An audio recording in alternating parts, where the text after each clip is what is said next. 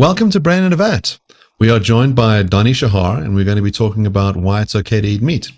Donnie, would you like to start with a thought experiment? So a lot of the conversation about eating meat kicks off with this famous analogy that Peter Singer draws between eating other animals and eating severely cognitively disabled humans.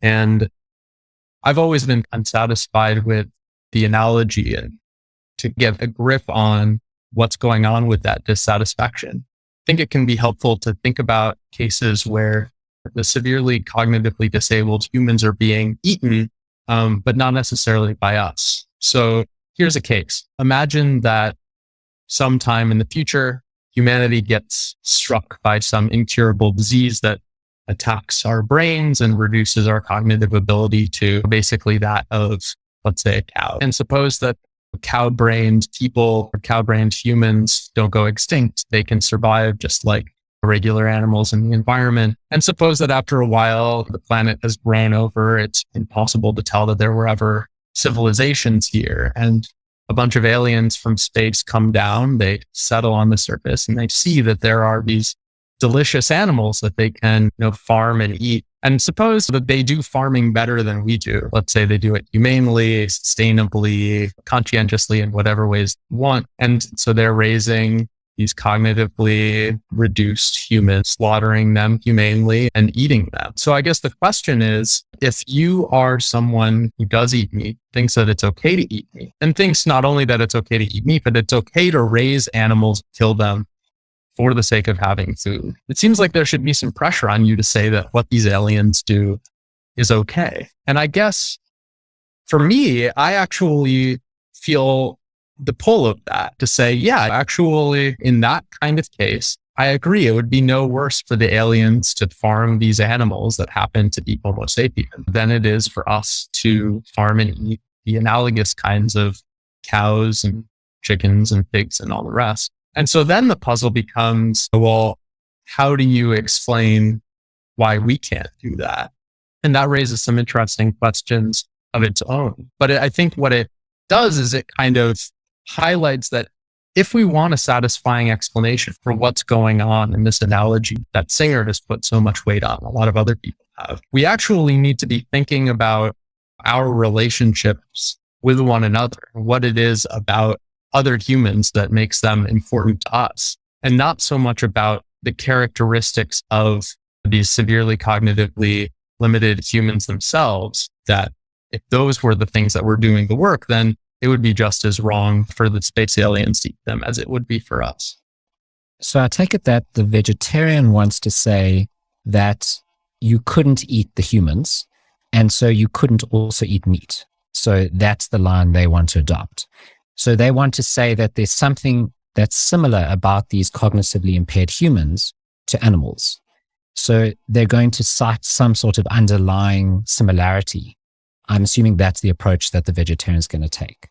So yeah, let me back up. So the standard Peter Singer style of argument, which has been adapted by other people, is to say, well, look, if you don't think it's okay to farm and eat severely cognitively limited humans, but it is okay to do that with animals, you need to explain, well, what is it about these humans that justifies the difference in treatment?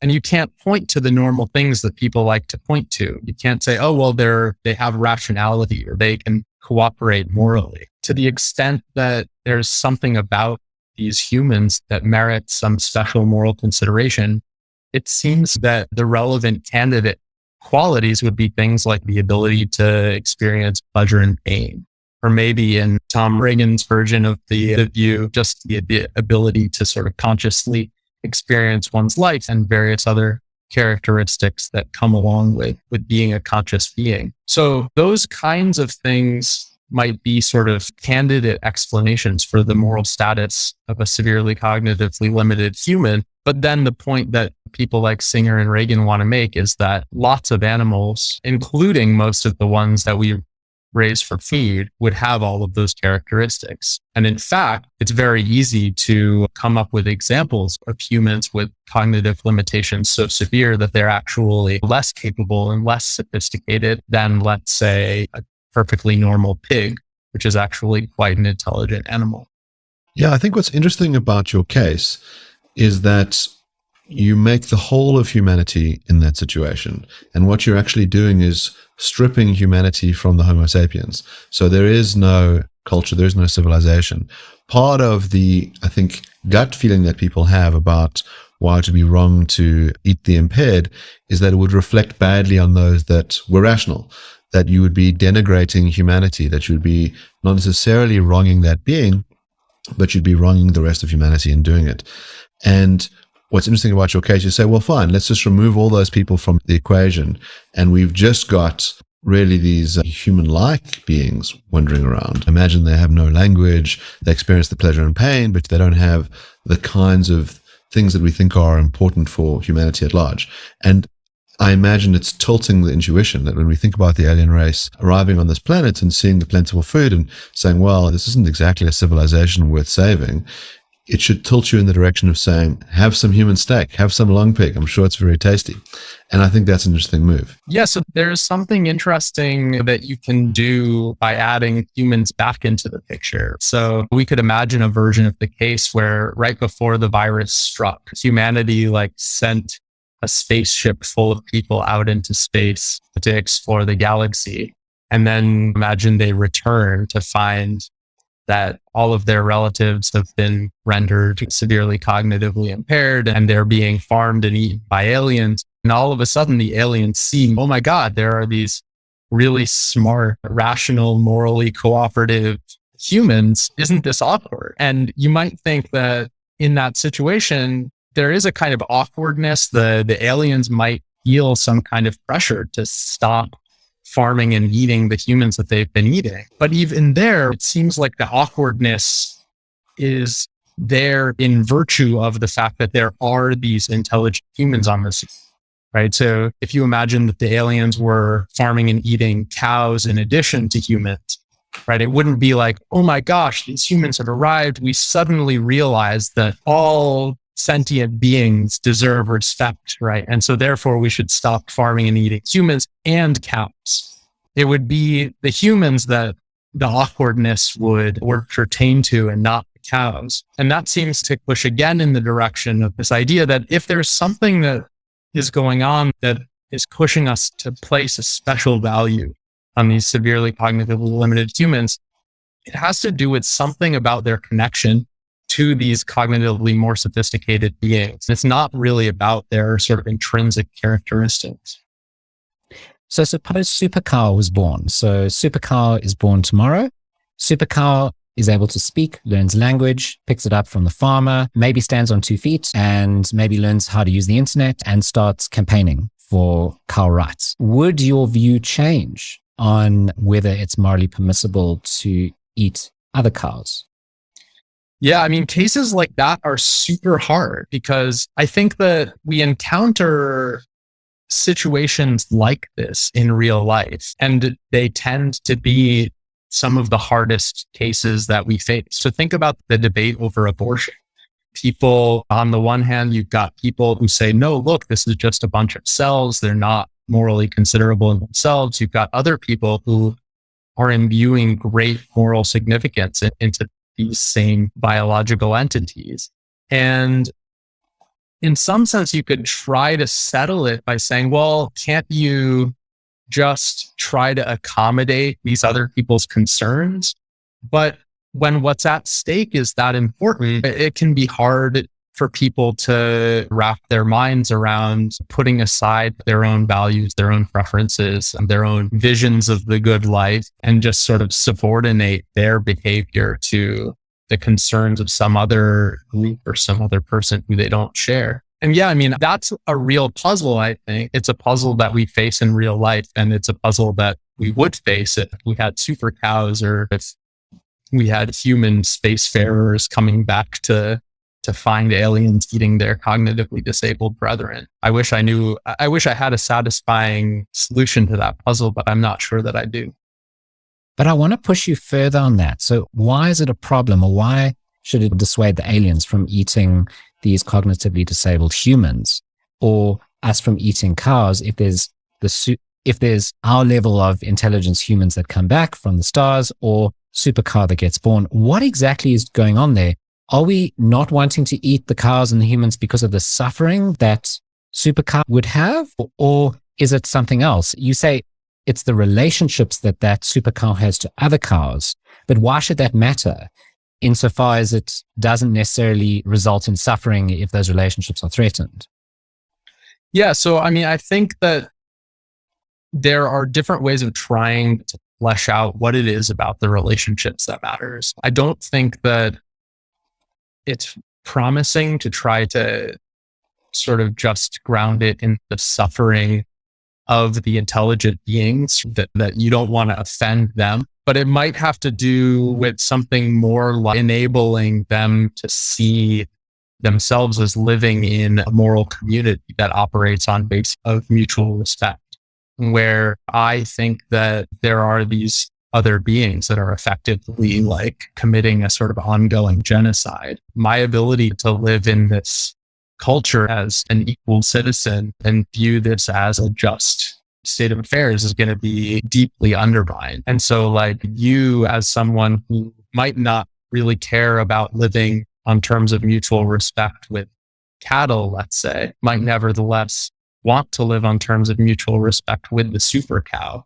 And so that might push you in the direction of trying to find some arrangement where you can both see yourselves as living in a tolerably just order together. And in that case, the consideration on the other side is not really as strong as it is in some of the real world cases. So like in the case of abortion, someone who wanted to accommodate a pro-life person might have to take on an extremely onerous burden in basically giving up autonomy over their reproductive decisions in order to accommodate somebody else. And you might say, well, look, that's just a bridge too far. Like, I'm not going to do that. And really, I mean, if you think about meat eaters and vegetarians in a way, the accommodation here is a challenge that already exists, right? You don't need super cows to have people in society who look at cattle as being deeply morally considerable. Lots of vegetarians already do. And so you have this kind of challenge of accommodation even today. And we see that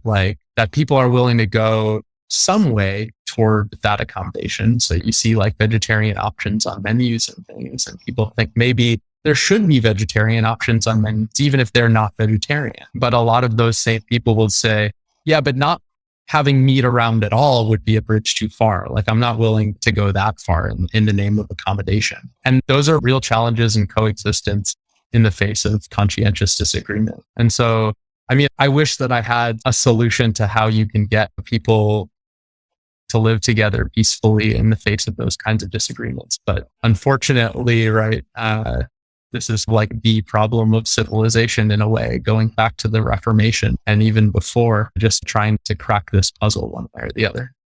Well, I'll give you an interesting case. So when Lincoln campaigned for the idea that we should abolish slavery across all of the states in America, there was a contrary view, which was to say, look, you Northerners want to do this, but us Southerners don't. Just give each state individual freedom, and we'll coexist alongside each other. So some people are going to have slaves, some people aren't, and that's cool. It'll be like the meat eaters and the vegetarians.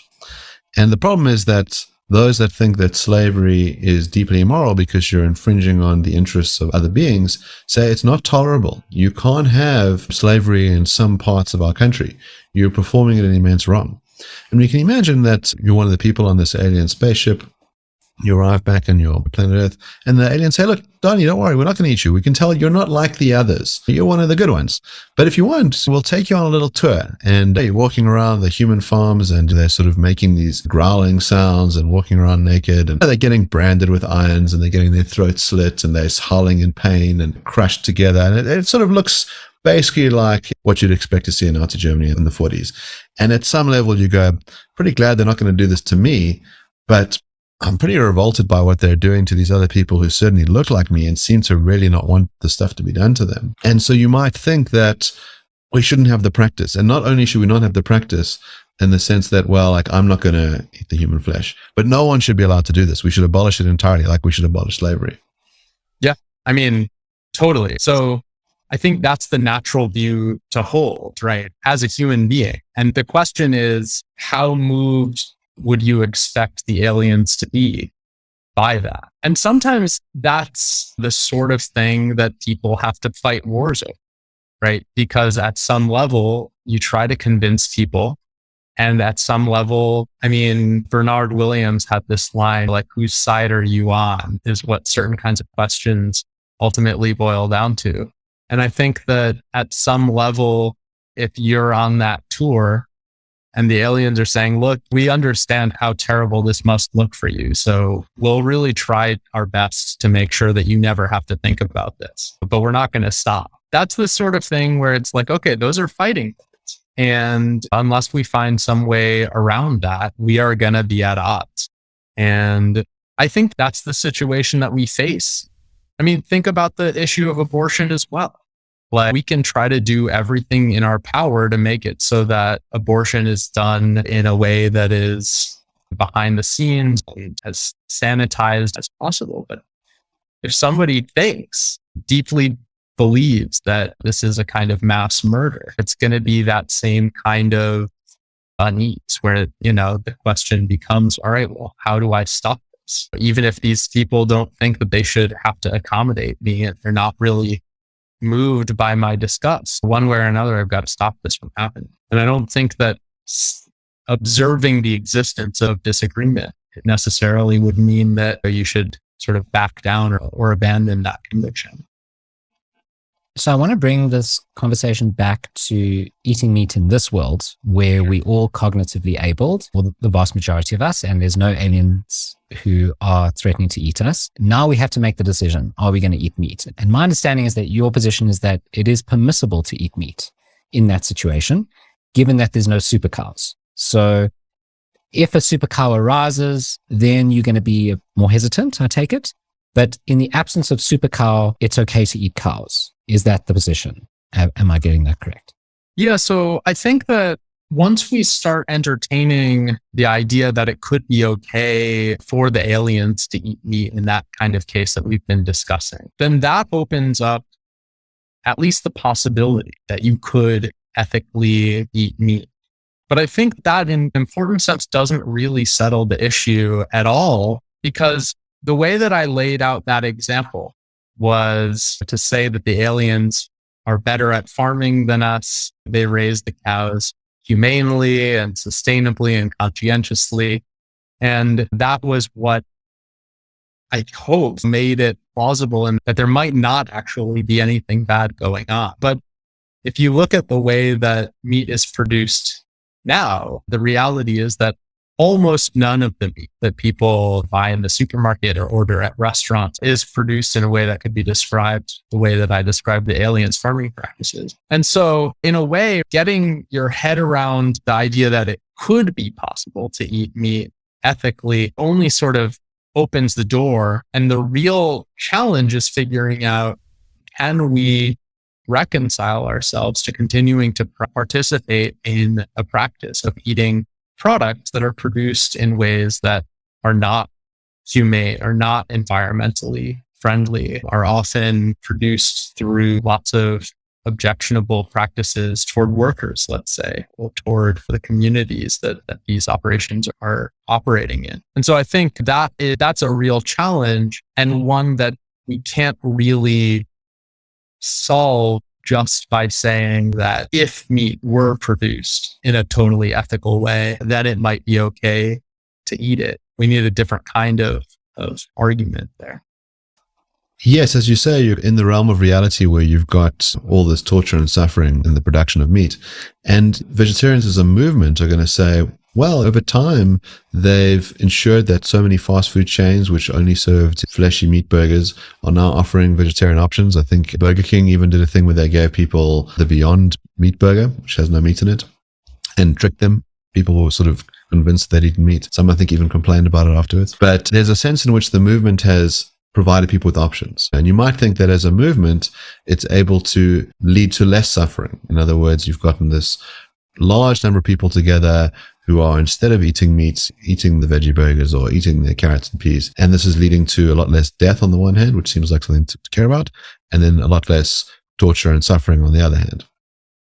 I think that's exactly right. I mean, the vegetarian movement has, without any question, accomplished a lot of really important things and hopefully will continue to do so. It seems like in a lot of ways, the things are at their infancy with the creation of all these new products and alternatives that are slowly working their way into the marketplace. And I think that in terms of thinking about vegetarianism making an impact, there are two ways to think about things, one of which sort of lends itself to the narrative that you just laid out, where vegetarianism is this very valuable and an important movement that people should be commended for contributing to. And another of which I think goes beyond what you said, but where I think you were trying to drive at, which is that it's obligatory, therefore, to participate in this. And I think that in order to get that stronger conclusion, more needs to be said besides just that this is a movement that is producing an important good through collective efforts, because there are lots of important movements that are producing really great results through collective efforts. And although I think arguably people have an obligation to participate somehow in advancing solutions to problems or promoting good in the world, it's not the case that everybody has a specific duty to contribute to each cause in each way. And so, at least on the face of things, it seems like something more would be needed to show why, okay, now individuals have a duty to become vegetarian, instead of saying, look, like one of the great ways that you could sort of pitch in would be to join this movement for all of the reasons that you said. So if I understand correctly, you're saying that it's a good thing to join the movement. So it's a supererogatory good. It's something over and above the call of duty, but it's not a requirement. Now, if you take that line of reasoning, could you apply it equally to things like voting, where you've got this collective that perhaps is doing a good? I mean, I'm an anarchist, so I don't think they are, but let's just assume that the party that you're going to vote for is going to be great. And if they come into power, they'll do great things. Is it supererogatory to vote for them? So let me give two answers. The first is just to the sort of characterization of it as a supererogatory action. I think that's not exactly the way that I'd want to put it. I think the better way, just to sort of stick within the lingo of duty, would be to think about it as one way of fulfilling an imperfect duty. So imperfect duties are ones where you have an obligation to do a certain kind of thing to a certain extent, but it's not necessarily the case that you have a responsibility to do that thing each time you have an opportunity, right? So charity would be a common example of this, right? Maybe people have an obligation to give to charity, but if some particular person on a particular day says, hey, can I have $5? It doesn't follow from the fact that you have a duty to be charitable that you therefore have a duty to give that person $5 right now. And sort of along the same lines, you might think that people have an obligation to take action on the world's problems in one way or another. And it's not supererogatory for them to do so. They actually do have to do that. But there is still some flexibility in terms of exactly how they discharge that duty. And so on that kind of analysis, the vegetarian comes along and says, hey, can you give up meat? And you say, well, that's sort of on this line of thinking to giving the $5 to this particular person. So that's just a conceptual clarification. To answer the question about voting, though, directly, I think that there's something interesting about the voting example that sort of distinguishes it from the meat eating example, which is that in the case of voting, you have a pretty effective scheme of social cooperation that's actually getting people to show up to the polls and cooperate together in order to achieve this really important good of democratic governance.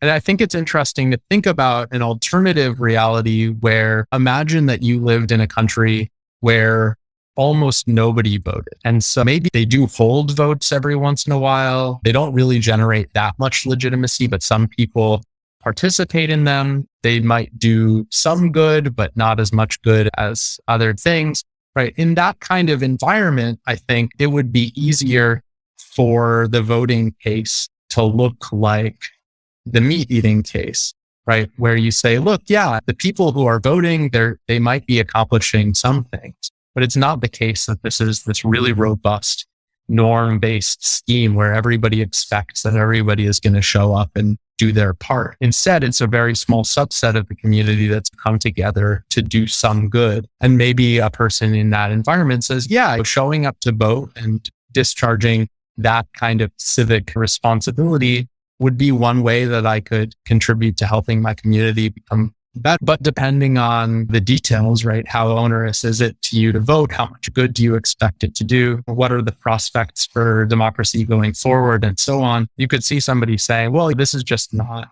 where I'm going to focus my efforts on being one of the, let's say, 3% of the community that's participating in this particular enterprise. So I'm going to do something else instead.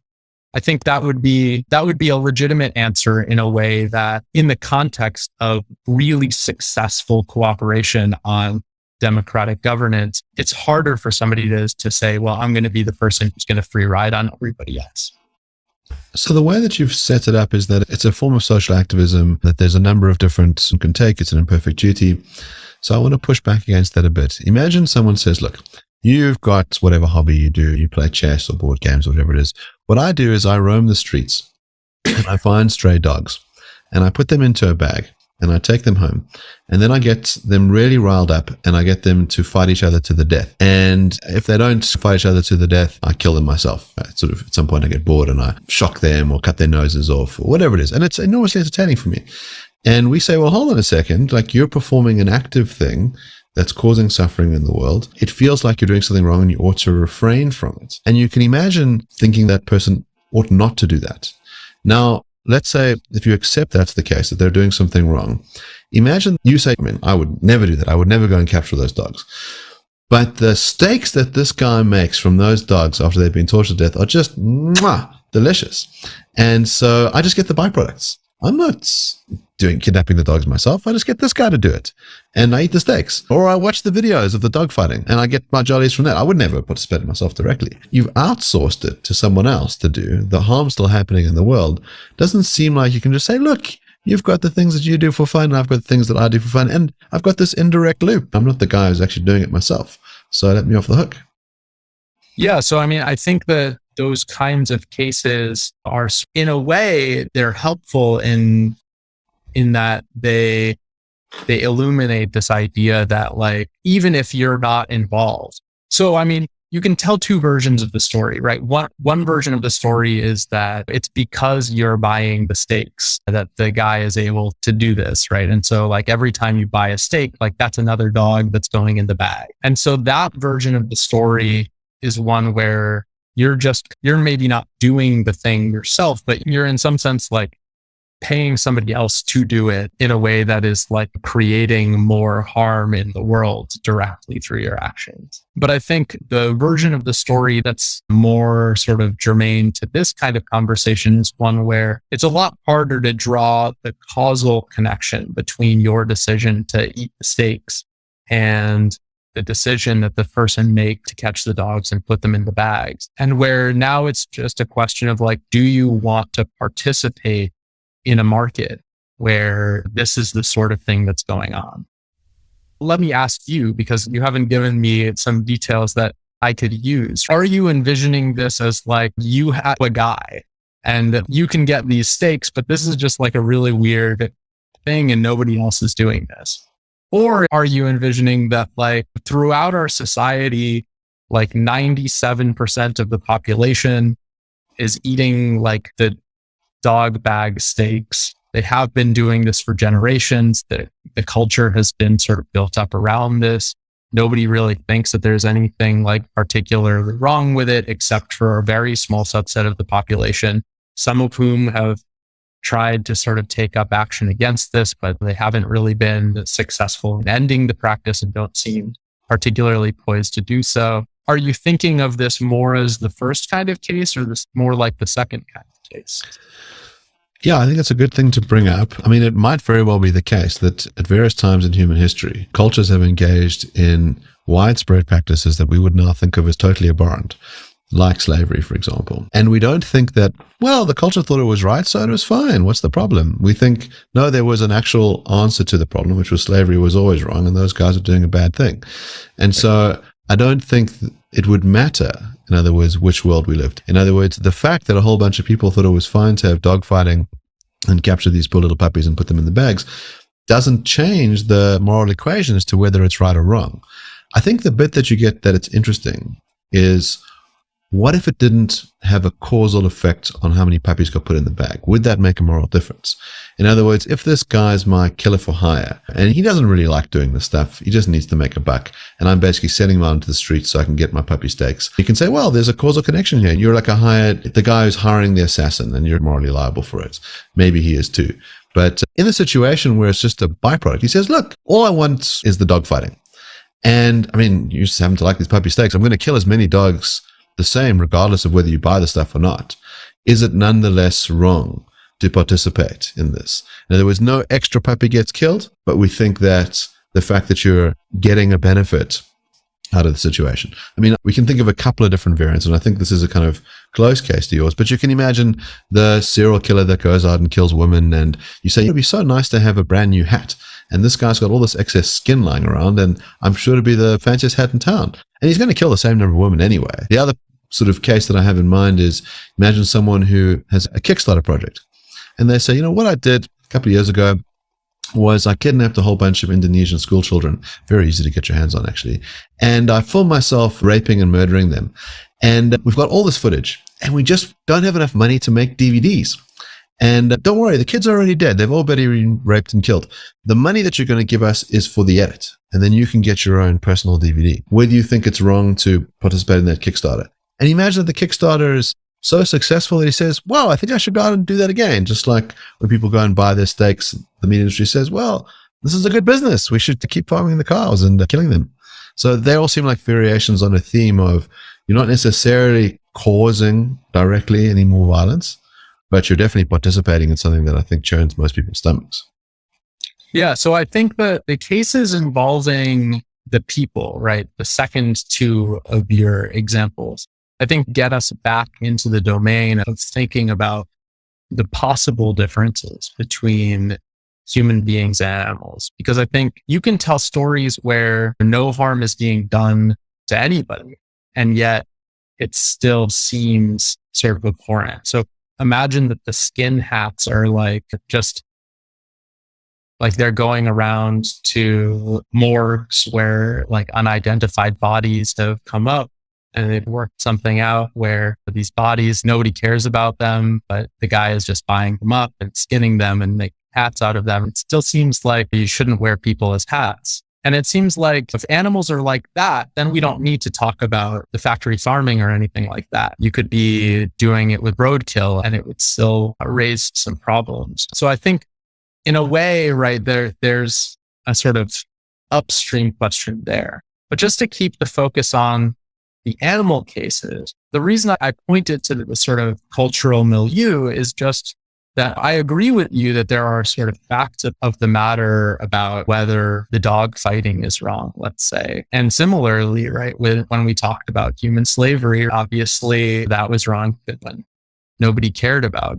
But it seems like in the case of the market for the dog fighting products, if you are in an environment where people generally don't sort of recognize a difference here, and where maybe this is like an important feature of the way that people are living their lives, and it's built into their cultures, built into ordinary ways of life, and you sort of being disgusted at this would be between you and the people who you're interacting with, but it's not some way of upholding a social norm against this kind of consumption. That strikes me as an importantly different situation from one where maybe you're still causally efficacious, but nevertheless, this is the kind of thing that people just don't do, right? People just don't eat bag-tortured dogs. And even if the guy who's torturing dogs in bags and you can get some good steaks off him without having any impact on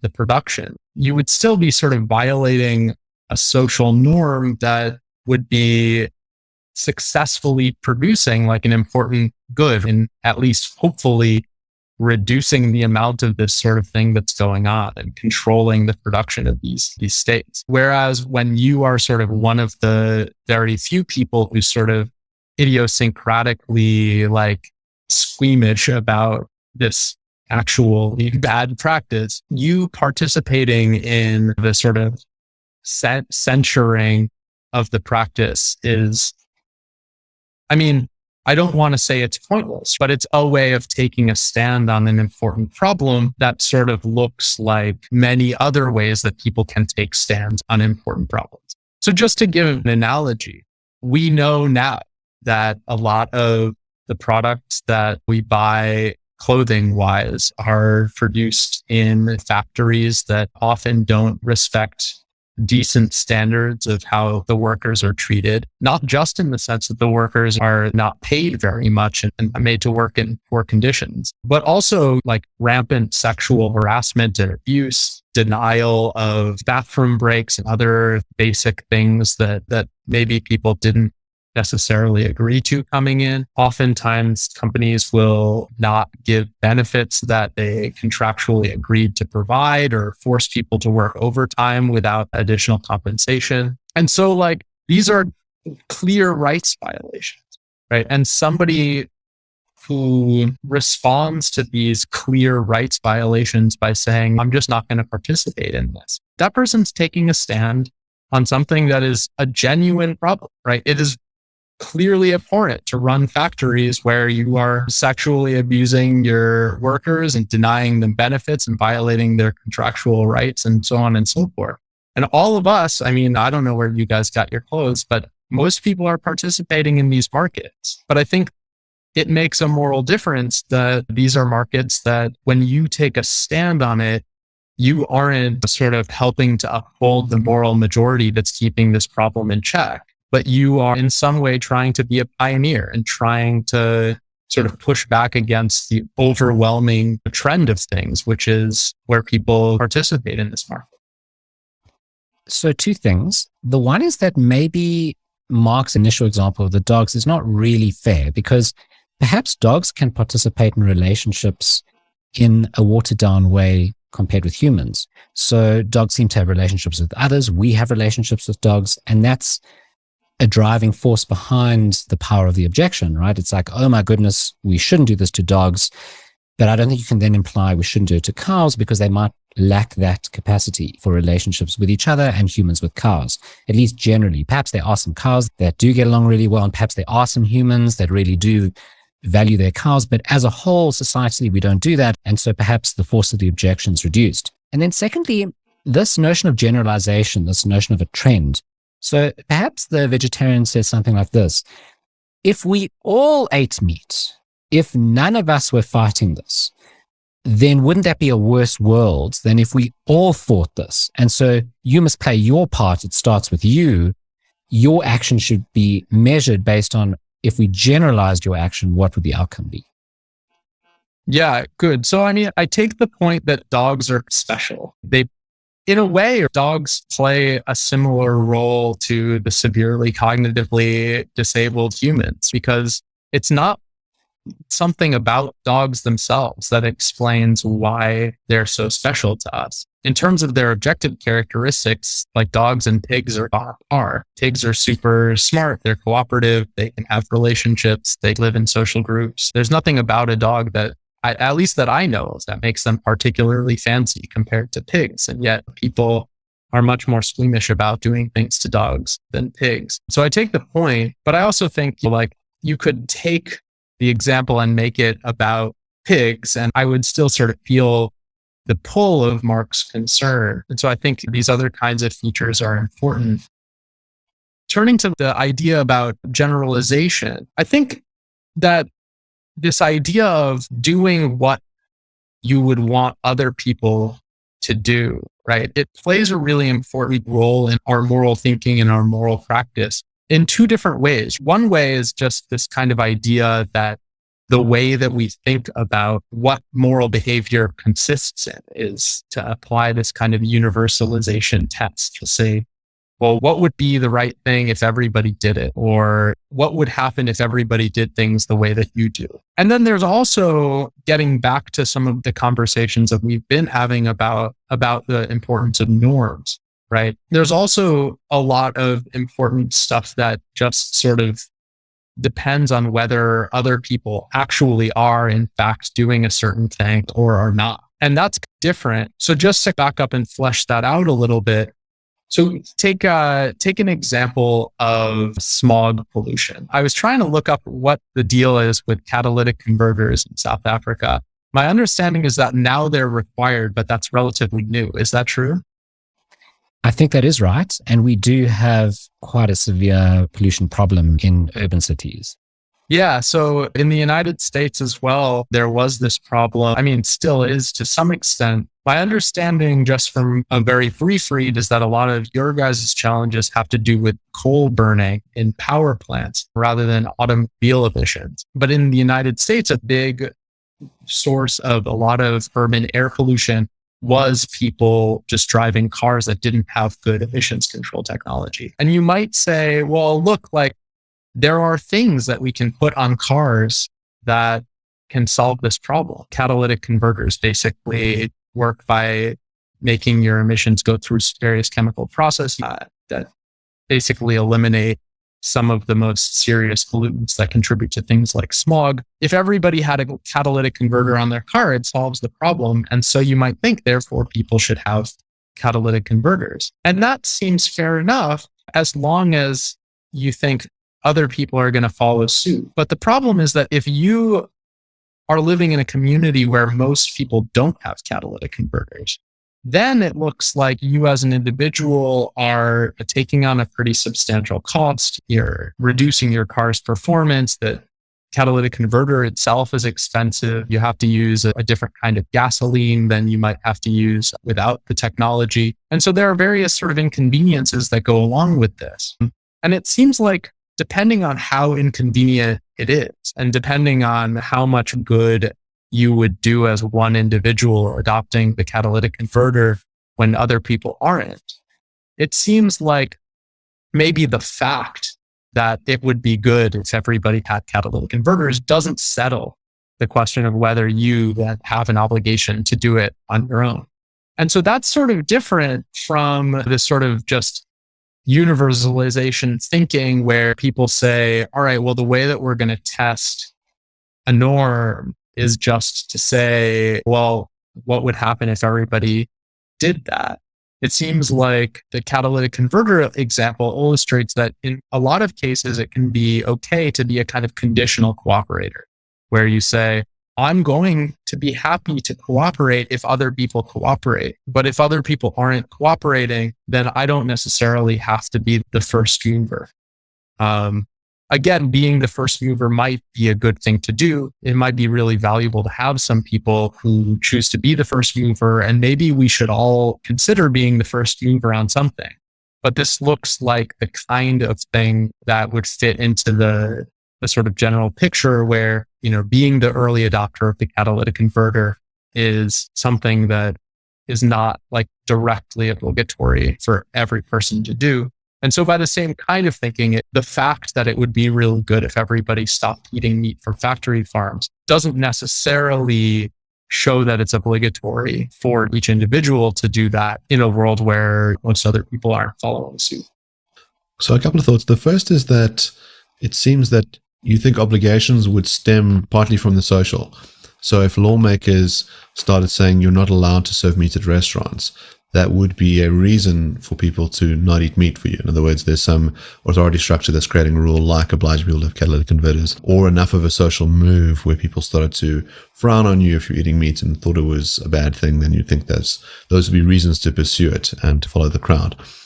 But in the world in which we're at, which is where it's a minority. I think in the States, something like 4% of people say they're vegetarians or vegan. And let's say it really is the case that it's inefficacious, that your private choice will not save a single cow, a single chicken. It's pissing in the wind. It makes no difference whatsoever. Then I wonder about this move to say, this is a social activism that we should endorse. So you can imagine someone who says, look, the social activist cause that I've taken up is recycling. And so what I do every weekend is I go and spend my time sorting through my garbage. I take all the plastic and I put it in my sink and I wash it and I drive off to the plastic recycling place. But once you go and add up the carbon credits and you work out how much hot water they're using and how much fuel they're using, they basically come out at zero. that they've done no good in the world whatsoever. We would say this is a waste of time, that you shouldn't be doing this, that your private choices might give you the illusion that you're making social good in the world, but they're not. So you don't get any pats on the back, and actually we should think less of you.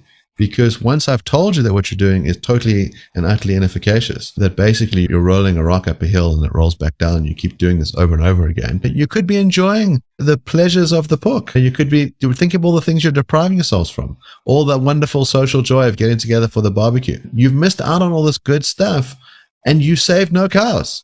So we should think less of you.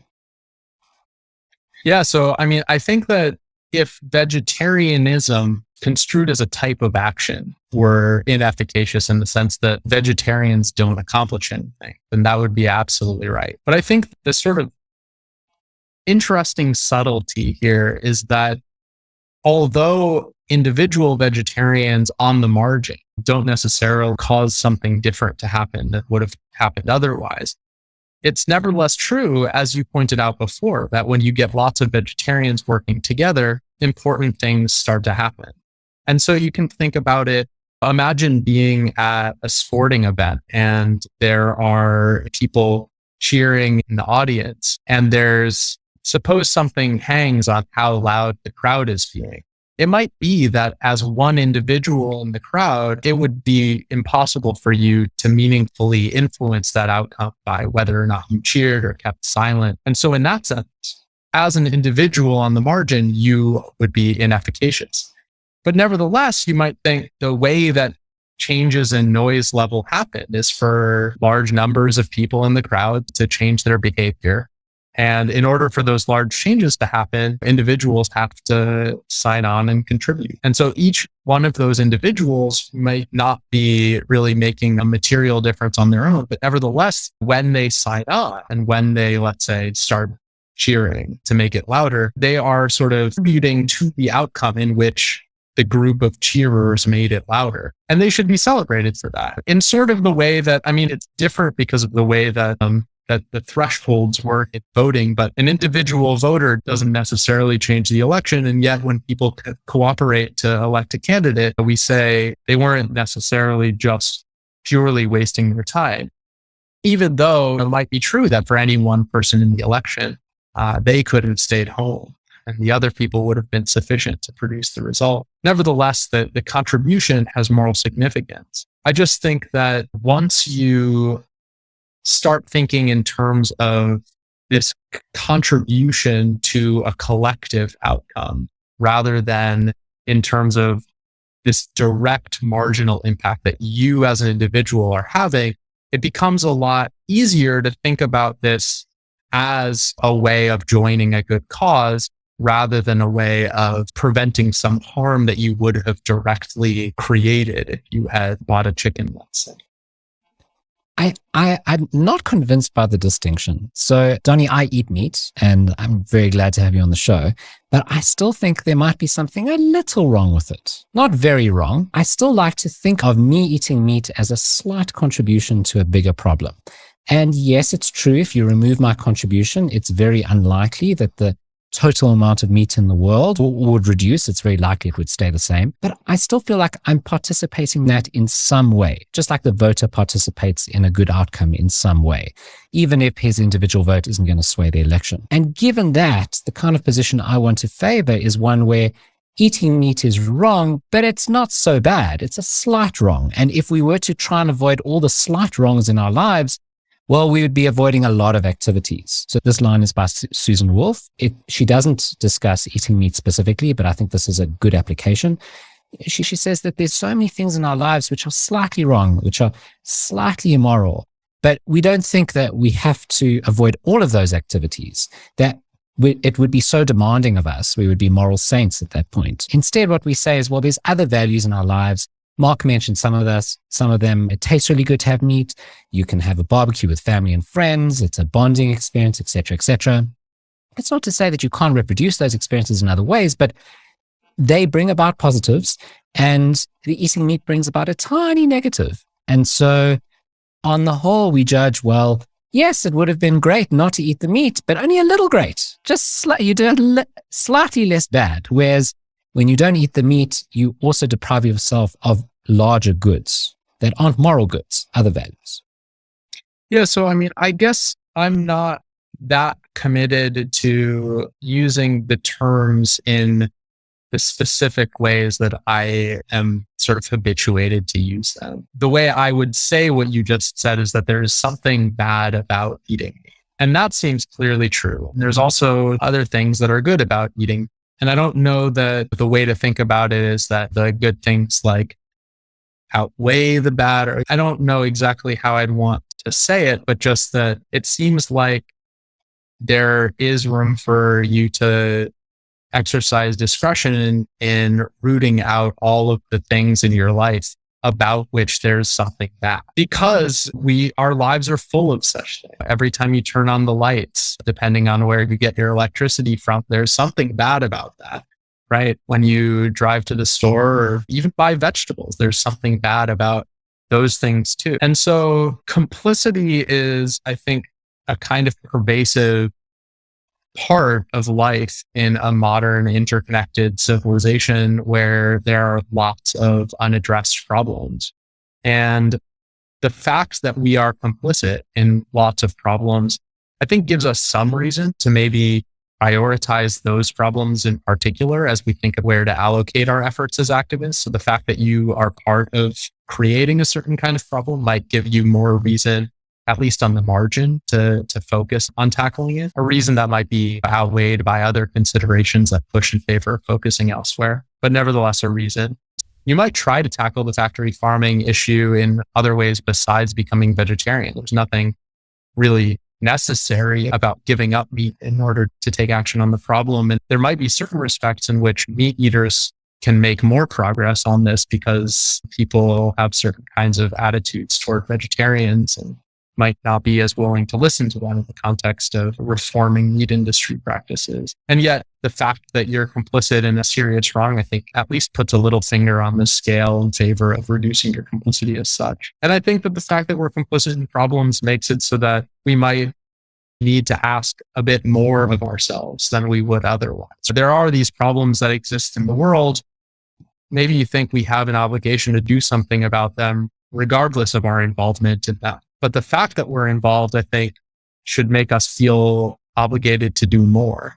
And so I think, yeah, there is something bad about this. There's something bad about a lot of things that we do. And there are various kind of moral upshots to that. But I don't think that those moral upshots sort of push all the way in the direction of saying that now it's morally obligatory to respond to this specific problem specifically by giving up meat. And so I think that in a way, that's just a different way of saying what you just said. So I guess I agree with you, but I find myself not talking about it in exactly the same way.